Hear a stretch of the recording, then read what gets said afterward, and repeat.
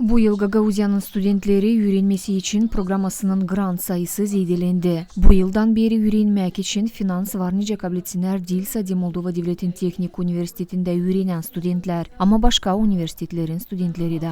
Если выпускник из автономии выбирает специальность, которая нужна. Yer avtonomiyanın liseyini başaran öğrenici ayırarsa da o zanaatı angısı pek lazım bize. Hangi üniversitede de o öğrenmese o yakışır bu yardımı kabul etsin. Her bir uşak bize var nice danışsın da biz ona yardım edeceğiz. Yardımın sayısı yıllık kontrakt pahasını kaplar.